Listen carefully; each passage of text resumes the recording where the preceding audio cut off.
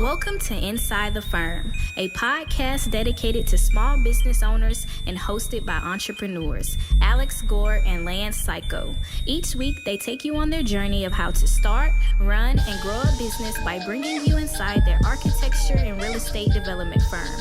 Get a behind-the-scenes tour of how these business leaders manage their clients and foster company culture while creating new and innovative projects. And now your hosts, Alex Gore and Lance Cayko. Welcome to another episode of Inside the Firm. I'm Alex Gore. I am here with Lance, Intuitive Dad, Cayko. Intuitive Dad? Yeah. You just put some thoughts together, raising some kids. I like it. We know what's cool about this? Not only do we have a firm where we teach people in our firm how to use Revit. We teach at the university. We teach professionals and our children using RevitRocketship.com. 100%. My 13-year-old daughter took the course, in fact, and she crushed it. Yes. It wasn't the fastest I've ever seen anybody take it, but she actually did it, and her questions were pretty minimal, which is pretty impressive. So what does that tell you about the course? I think that it's pretty accessible for almost anybody at any level.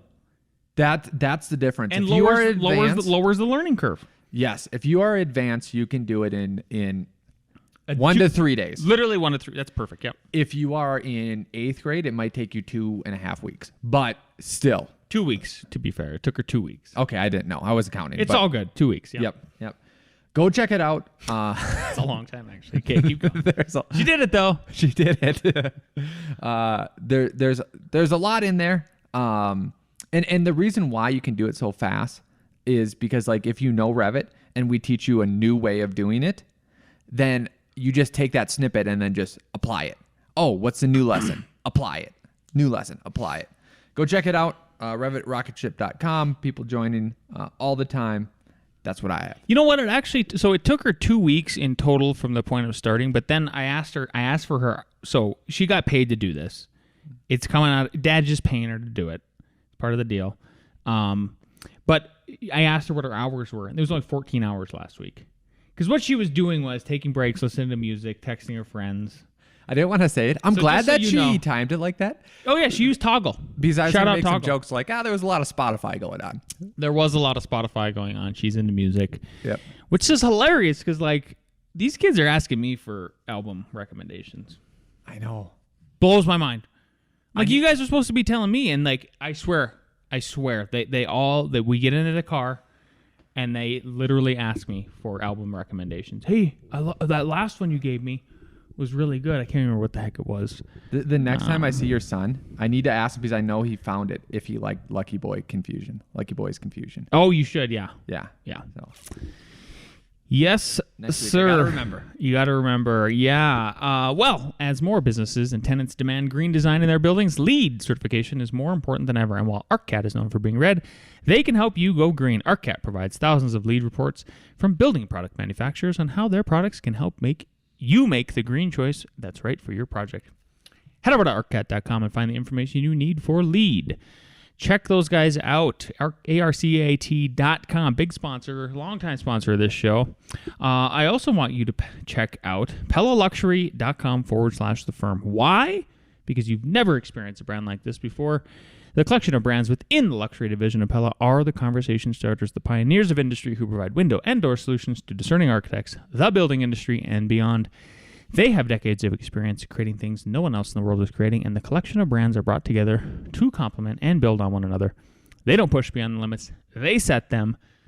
Explore PellaLuxury.com/the firm today. Back to you, Gore. Okay. Let's talk about billing. Let's talk about down payments, how it works. We have a new idea that might work, might not work. We are trying it out, and we're trying it out on 2 of our last biggest projects that we went out for proposal on. One is a big tennis center, and the other one that I did is basically 2 marijuana dispensaries. Yep. They're still building them here. And it's called the down payment dilemma. So if you are going to start a design project, not only should you have your proposal, before you start work, they should sign that and then give you a down payment. It can be anywhere. A lot of times it's 10%. So let's just use that number as 10%. And one of the reasons you want that down payment is because you want to verify that they have funds to pay. right? That they're not just BSing you or can't get their stuff together whatsoever. So now you have a contractual obligation with a contract and a payment. Normally how it works and how we do it is that once you do your first, scope of work, whatever you build them out for, you subtract the down payment from there. And that's all fine and dandy. But a lot of times what's unsatisfying about that is that you get that down payment and then you do a work for a month or two. And a lot of times it's the hardest work because not only is it like the zoning code and research and the griminess of getting the site in there, getting all the files, getting all the bulk planes. And then it's working through actually some of the exciting parts like, oh, here's the design, here's the program, here's the layout of it. You're engaging with the client. You do all that work. And then what do you get a bill out? Nothing. Zilch. Big old goose egg. Basically, what was the word you used? Satisfying. I'd say there's a lack of reward, and you need rewards to happen in order to reinforce positive things that you're doing in your life, and or even negative things, right? There's got to be some kind of like a negative reward, Yep.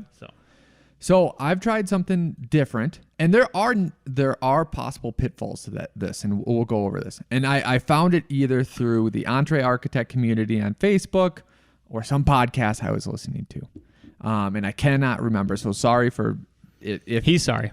If you know that this came from you, email me at akg@f9productions.com. I'll give you a shout out if you want. And what the clause in the contract states is that, here's your down payment. Your down payment will come out of your final invoice. So you get your down payment, you do the work, and you invoice them for that phase or that hourly or however you have it structured.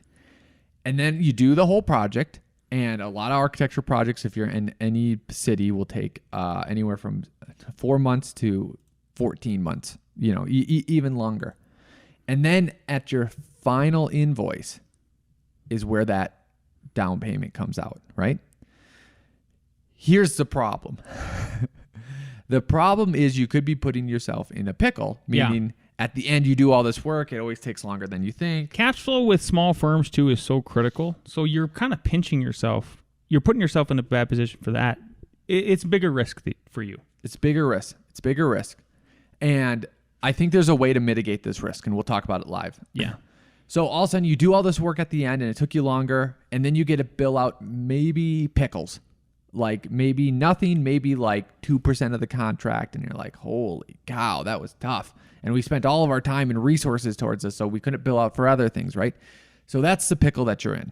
Okay. Now let's crack this pickle, Lance. Break it open. There's two ways to solve it. Is that you could, in theory, have a high enough fee that 10% is literally your profit.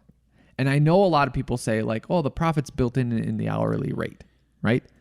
Okay. But that sometimes gets eaten by a couple different ways.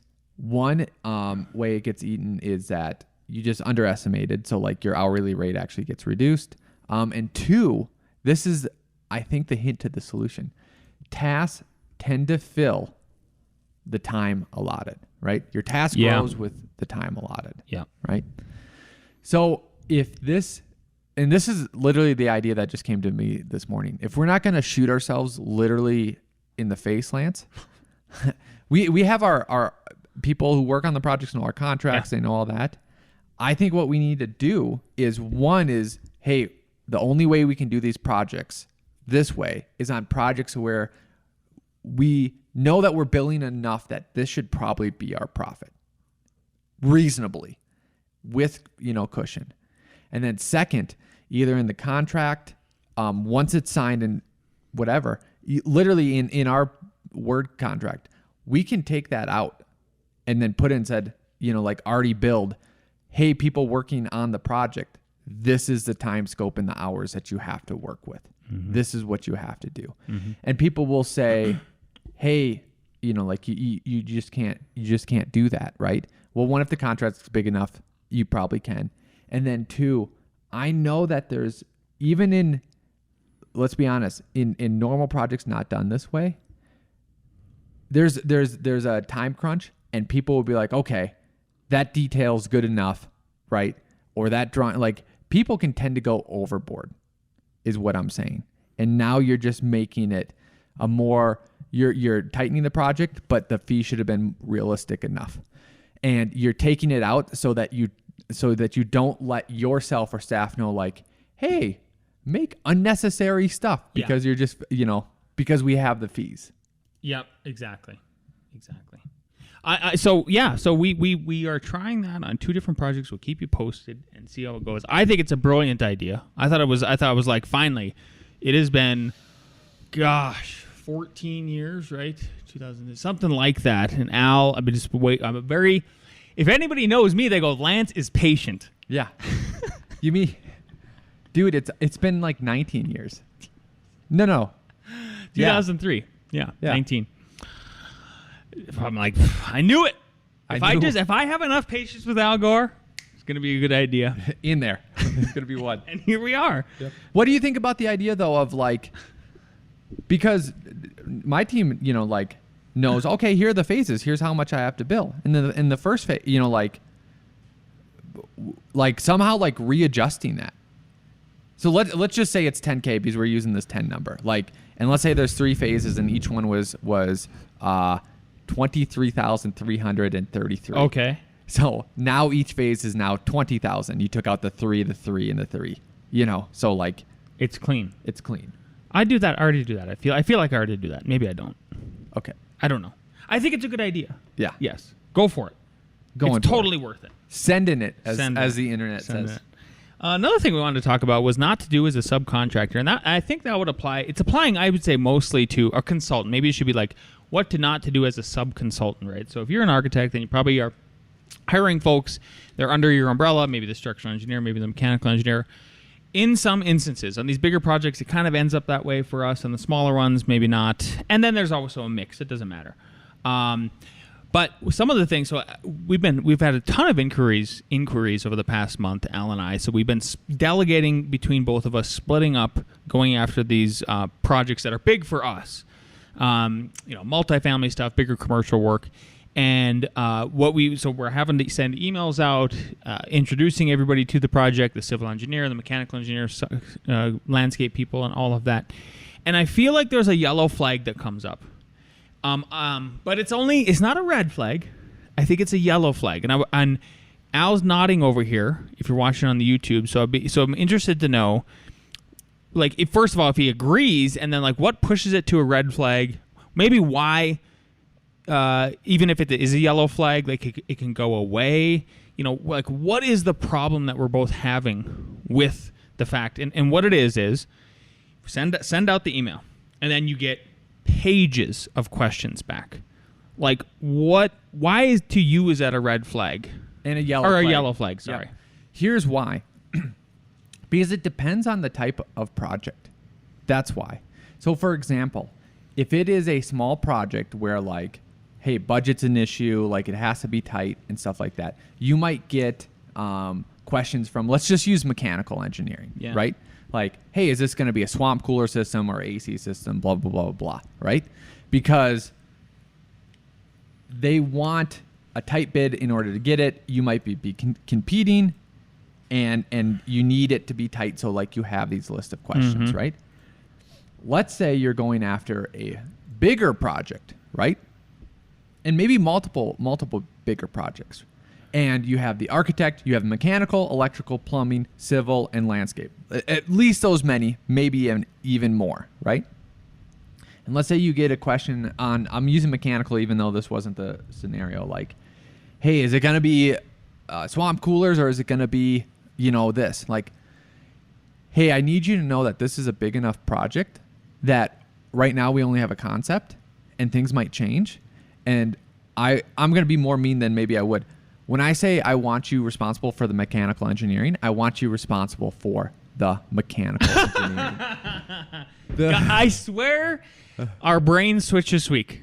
I swear. You are mean Lance. You are slightly autistic Lance right this week. It is insane to me. Yeah. Because I feel like, Al, did you jump inside my brain, take that thought out, and use it as your own? So, because here's the problem that it's a yellow flag. Because if there's those caveats with mechanical, those caveats with landscape, like, hey, is there going to be this here, or is it going to be this here? And then is this going to be fine? Okay, now I have to remember all those. Coordinate all of those with the client. And then they might tell me, then we have to go back and forth. And then, like, okay, now we have all the documents. Now, like, there's going to be a plaza. There isn't going to be a plaza. I know a plaza is a big deal, but it's like. I need you to account for the plaza. I need you to. This is the area of the landscape. There you go. This is the area of the landscape. We're going to have to do something there. Account for it. Yes. Yep. And you know that, like. We can get to a finite level of scope. Yep. You know what I mean? It's not like like subconsultant, if you're listening. It's not like we presented a third of an acre and then like, well, what if it grows into the third dimension, the z-axis? Yes. And we get another it's like, nope, it's finite. Yep. So and here's why it's only a yellow. I know why you're asking this. It makes sense to me, right? But from a building perspective, like, let's say we're doing some sort of big building, right? And it has bathrooms and it has 4 classrooms, bathrooms, and a gym in it, right? And it's roughly 50,000 square feet, right? Oh, like, are we going to add another bathroom? Because once we go through occupancy code, whoever did the concept didn't, like, account for that. Oh, was that in the mechanical plan? Like, did they only account for 4 toilets, and now we have 4 toilets and 3 urinals? And then they're like, oh, you owe us more money. Hey, that might be a way some people operate. That's not the way we're operating. Like, oh, we did an occupational analysis and realized we needed more stuff. Plumbing engineer to take care of that. Oh, nope, I didn't account for those extra three lavs and whatever. And, you know, the square footage did increase on 50,000 square feet to 50,200 square feet. Okay, and then the dilemma is with the conclusion in that scenario is what? You should have enough flex to take care of these situations. Right, but like you could. But I guess what I'm getting at, sorry to be, like, oh, subconsultant comes to you and they're like, hey, I didn't account for that. We need more money. Is that? That's what I don't want. Exactly, that's what we don't want. Yeah. So one of the proposals that I sent out, I sent it to 2 landscape architects. And the first landscape architect who we've worked with before, he had probably about 6 questions. Not bad questions. They were okay. I had to reassure him about some of the questions and what to do. And it was kind of the same thing with the scope and all of that. It's like, this is where we're at. This is what's happening. I appreciated him being thorough, but it was a yellow flag. Second landscape architect, 0 questions. Here's your number. Lower number too. So, like, what is the risk that you're evaluating as somebody is if you are putting together one of these umbrella contracts, and maybe you're not, maybe it's you could also could not be in an umbrella contract. You're just gathering the quotes, and then everybody's everybody's contracting separately, but you're still recommending that person, right? So your risk is somewhat the same, but in different ways, right? So, like, let's go to the one where you're umbrellaing that. Okay, if you're umbrellaing that, all of a sudden you're on the hook to have to bring up the extra fees to the developer later on. You don't want to do that. And then if they're contracting separately, well then it still could look bad on you because you're recommending somebody that's a PITA, pain in the ass, right? Oh, look at that. Exactly. Yep. So, but in either regard, what we're trying to get across to anybody who is a potential subconsultant for anything is, you need to solve the problems for the people. And I want the path of least resistance with that. And that means you taking extreme ownership, putting in the fees that are necessary for you to do that, with the least amount of me having to hold your hand, me having to answer extra questions. I just need you to do your job. We're going to work together, but let's be independent and kind of work together concurrently. Yep. Can I throw a wrench in this and see how you'd solve it? Yeah. Let's use the landscape architect. Let's say one came in at 21 and one came in at 18.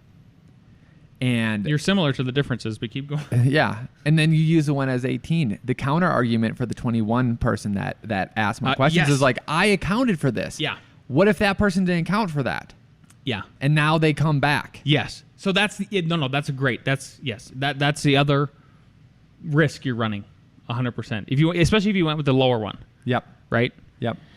But again, what if like that's the tricky thing you're trying to weigh is, I went with the lower one, they had less questions, they seemed like they were more confident, they didn't seem like such a newbie, and the one with the higher fee seemed like more of a newbie because they had more questions.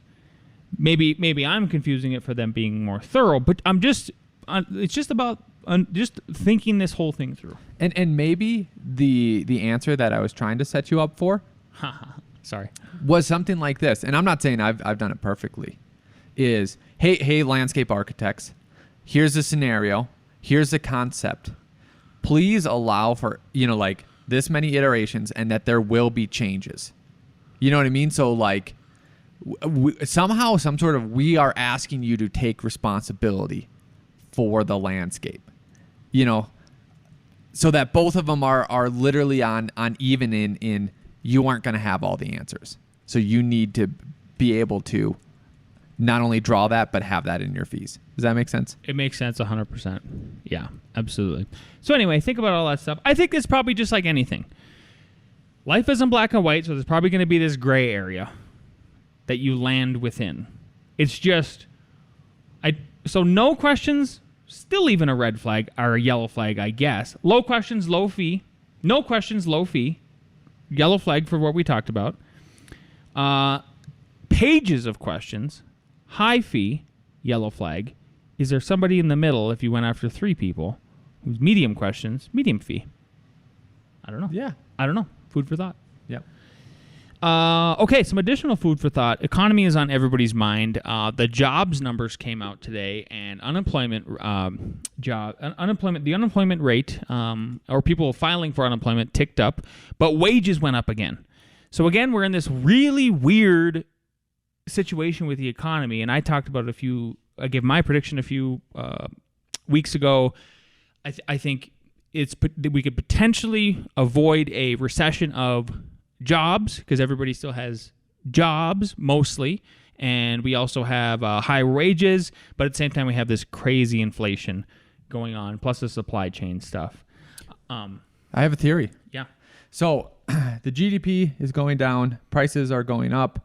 I would contribute that you're getting less for your dollar, so the GDP should actually be going down more than they're actually accounting for. Like, they should factor that in. Sure. Normally what should happen is jobs should go down. That's not happening right now. Yeah. Not to the extent that we thought. I think what people have been warning about for the last 10 years is actually happening to our benefit. And that is baby boomers are retiring. They might have enough cash that they can retire. Yeah. So all of a sudden they're going out of the job market, but they're legitimately not being counted against it. So there is more jobs being needed. Thus, the job growth is where it's at, and it seems fine. And maybe these boomers are taking the quote unquote hit, even if they're not, taking that financially, because hopefully they saved and stuff like that. And maybe that's what's causing this weird, like, oh, maybe that's not that bad, because there's more of them retiring that can be filled. Well, it's just like housing, and we talk about the supply and demand thing. Sure, the crisis have went crazy, but that doesn't mean it's usually a signal of a bubble if prices skyrocket, and you look at a chart, like any kind of investment chart, and you see a hockey stick. But then we have this supply and demand issue, right? So again, maybe it's a supply issue on the job, like labor side of things. With this huge demand.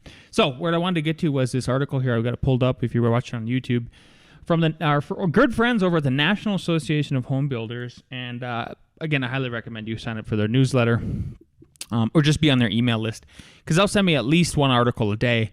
It's fantastic. They're on the ground. They're advocating for affordability. And then they also give the truth about, where we're at with the housing market. So the title is Builder Confidence Plunges as Affordability Woes Mount. Builder confidence plunged in July as high inflation and increased interest rates stalled the housing market, dramatically slowing sales and buyer traffic, and a further sign of a weakening housing market. Builder confidence in the market for newly built single-family homes posted its 7th straight monthly decline in July, falling 12 points to 55. According to the NAHB market index released today, this was about a week ago is when this article came out. This marks the lowest HMI reading since May 2020 and the largest single month drop in the history of HMI, except for the 42-point drop in April 2020, which, remember, that was all pandemic stuff there. So a quote from the article, they say, production bottlenecks, rising home building costs, and high inflation are causing many builders to halt construction because the cost of land, construction, and financing exceeds the market value of the home, said NAHB Chairman Jerry Conter, a home builder and developer from Savannah, Georgia. And another sign of a softening market, 13% of the builders in the HMI reported reducing home prices in the past month to bolster sales and or limit cancellations. Affordability, quote, is the greatest challenge facing the housing market, said NAHB chief economist. So we have been getting right now more multifamilies projects than single families. And it seems like that's kind of going to be the trend for a while if you're in that market. And maybe you're not doing single families until this whole thing kind of sorts itself out. What do you think about that, Al? I go to risk, and one of the risk is, hey, it's great to have multifamily projects. They're big. You can get chunks done. But also, we're working with the government, and they can decide to just really, really slow down the process, which means it's hard to predict when you can do stuff, when you'll get permits, all that other thing, everything else. Yeah. Something else on this same vein that I just wanted to touch base on that is not going to bode well for affordability, so it's kind of maybe exasperate this problem, and that is from ColoradoPolitics.com. New statewide building codes could cost homeowners $68 billion. A new law that Colorado think tank says paves the way for converting all homes in the state to electricity for cooking, space, and water heating, and EV charging could cost Colorado homeowners between $59 and $68 billion by 2031 and would exacerbate Colorado's already acute housing shortage. See what I mean? Like we talk about this on almost every episode. I'm sure people are getting old. It gets getting old, but I just can't deny the reality. Common Sense Institute puts the increment cost for each new residential building between $6,450 and $22,352. The reason why I don't believe that is because we just went over a fire code with Boulder, Colorado, and they had their numbers, and I think it was between... you don't believe those projections? Yeah. Sure. Because just one of their items in there cost more than their high scope. So it was like something between, this will only cost between $4,000 and $12,000. And then, like I just said, here's one thing that you said you have to do.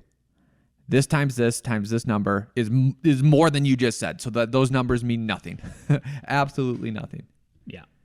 Yeah. So, if this trend is true, and it probably is that the shortage is going to continue, well, what's that mean? Well, you have high demand, housing prices are going to continue to escalate. The only silver liner that I see right now that's going on, and if I put my builder hat on, is I am seeing supply chains ease up. It doesn't seem too difficult right now for us to get materials, relatively speaking, to this time last year. This time that it was horrible last year, right? But now we can get almost everything we need. Yeah, the lead time isn't crazy. It's been starting to get cut in half from Windows 12 weeks out to maybe now 6 weeks out, sort of back to normal. And then lumber prices have drastically went down. Yep. So I want to continue on this. A spokesman for Governor Polis said this bill provides cost savings for Colorado. So technically, the politician didn't lie, which should not surprise you because technically they probably don't lie. This is what they're saying. Pacific Northwest Laboratory says that this will save Colorado residents $33 to $66 per year. That means that somehow they indicate this would take an average of 17.3 years to recover those costs, which is longer than the average length of time a homeowner would stay in their home. I hope they put in to recover the cost plus the interest that they paid on that cost, which should be about double. to do that. At some time there's got to be a pushback and a repeal or something. I just don't see how we're getting out of this. Like technology, I know we talk about it's either that or a giant breakthrough in technology, a huge breakthrough in technology. Yeah, to make it so things get built faster, quicker, more machines. But then you know what's going to happen if that ever happens. Then we're going to hear all the socialists complain about like. So I kind of got a rant on a couple of issues of that. Okay. Because there also needs to maybe be a sea change in people need to understand we need to limit the role of government. And I know that seems like a one-party side solution, but it will honestly allow for causes from both parties to actually manifest themselves. So, for example, there's this bill about, I forgot what the most recent bill is, but it's about decrease. Anyways, it's going up, and one thing that they're doing is they're giving a bunch of money to the IRS, right? And there's money for more enforcement. They say that there's money, like they're only going to do the more enforcement on people making income more than $400,000 per year. In none of that, Lance, was the actual solution is like, this is crazy that you make your code so complicated, onerous, that professionals like ourselves can barely manage the time or effort to do it ourselves, and thus don't. Like, you didn't, like, if you would solve that problem, maybe you wouldn't need 80,000 people looking into people's stuff to get it done. Like, if it was just clear cut, but they aren't doing that, right? Right. And here's the dangerous. Okay, that's only one thing. Like, the ramifications of that will only go so far. Sure. Think about the ramifications of forgiving all student loan debt. Okay. A lot of people say, hey, there's not that many ramifications. A lot of people bring up the ramifications of that's going to increase inflation, which means everyone's going to have to pay for that somehow, right? Even if the government does the easy thing and just print money. Lance, think about why. Why does your power stay on consistently unless you're in Texas? Why does it? Because there's a constant source of power. Okay. Or generation. And also because there's people that know how to fix, maintain, and build those. Yeah. Correct? Uh-huh.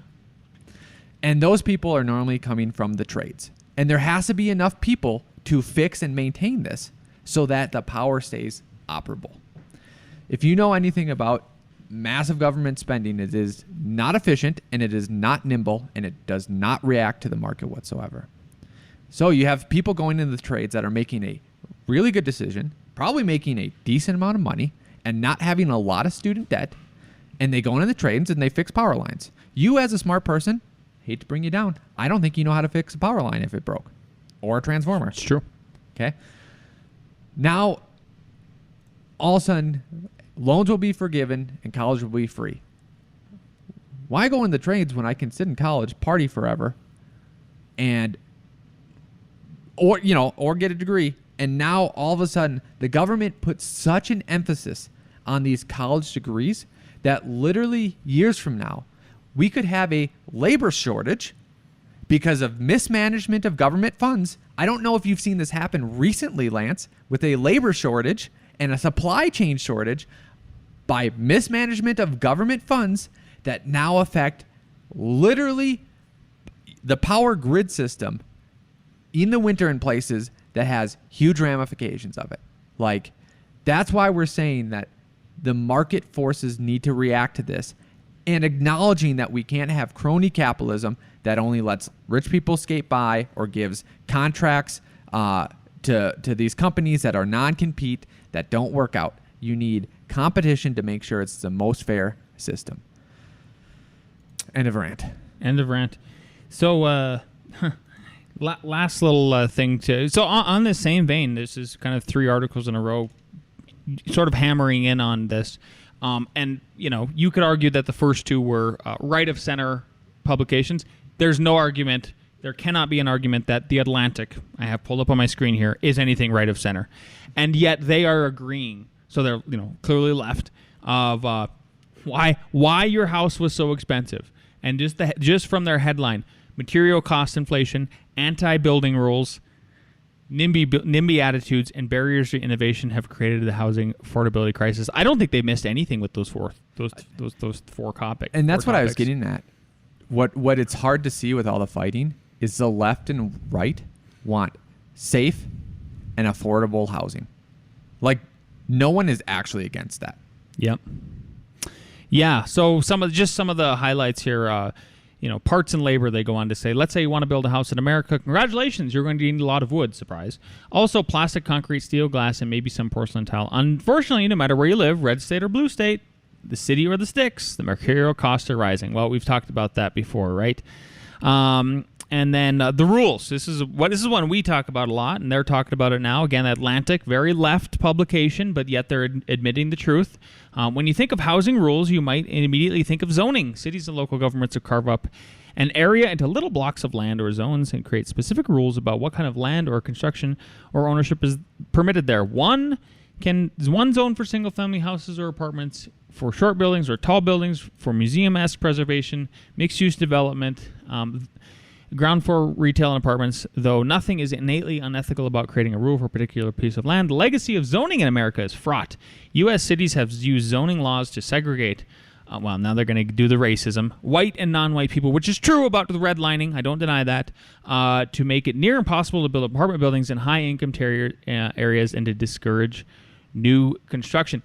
The thing I think they always miss, though, about the zoning laws is, I want you to, for people in the industry, we know what it's like to work with the people enforcing the zoning laws.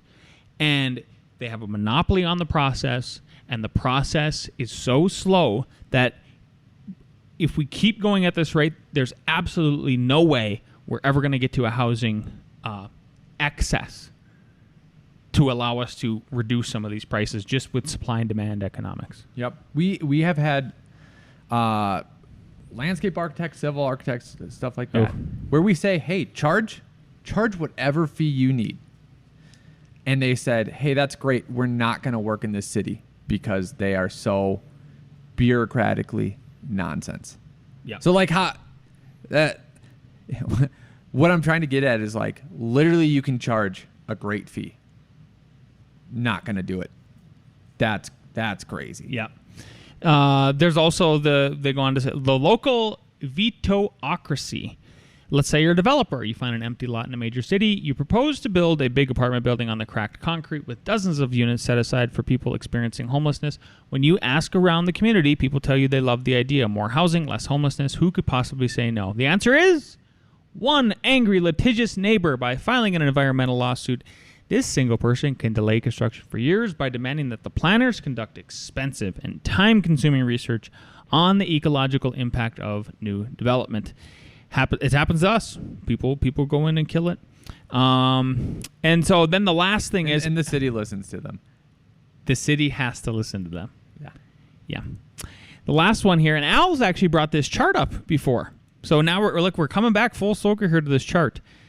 The stagnation. In the past half of the century, prices for TVs, electronics, computers, toys, clothes, and even cars have fallen in inflation-adjusted terms, but housing prices haven't. Nobody has figured out how to do for housing what Henry Ford did for cars or something, or Samsung did for flat-screen TVs, which then begs the technology question. So now if you're looking on YouTube, there's a chart here that Al has pulled up before. It's called Price Changes from January 2000 to June 2022.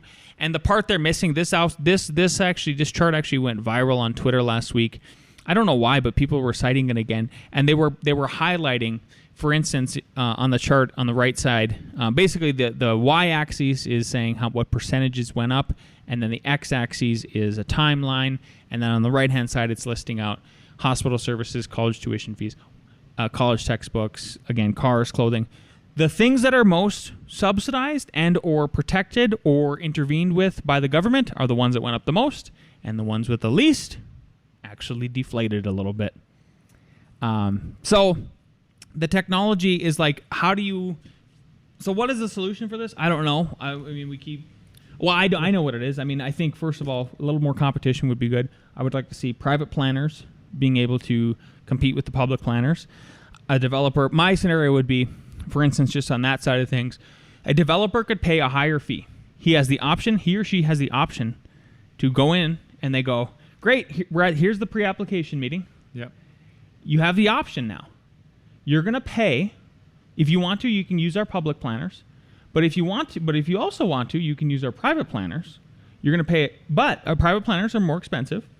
You're going to pay a higher fee, and then that higher fee, I'm just throwing this out there. Like, what if part of that higher fee went to a weird slush fund for affordable housing? So you're killing two birds, one stone.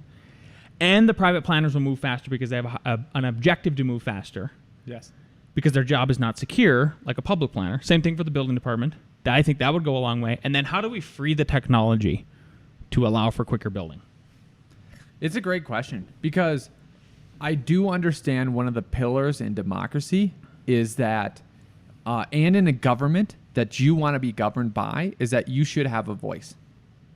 You should. Like, this is like a fundamental pillar. Can't have a dictator, yep. But how do you say, hey, your voice of complaining about this, we've heard you, but we don't care. And cities do that, but there's so many issues there. I think you tackled the high lines. We could go into it further, but then we would just kind of be ripping into all this bureaucracy. And my big takeaway is if you want to think about it in a constructive way, is how do you eliminate or reduce bureaucracy? That is the answer, while still aiming at your objectives, right? So just going back to the tax code, like, hey, we want to make sure you pay your taxes, okay? We'll eliminate the bureaucracy and say, make it simple, and then it's easy to track. You got it. We have no Nick Reads this week. We have no ARE Jeopardy. A lot of folks are out on vacation right now, so I think that is just about going to do it for us. Al, do you have anything to add? I have nothing. If you like this episode, please share this episode with your friend, a colleague, your mother, of course. If you're watching on YouTube, make sure you smash that like button, subscribe, leave us a 5-star review on iTunes, and we will see you next week.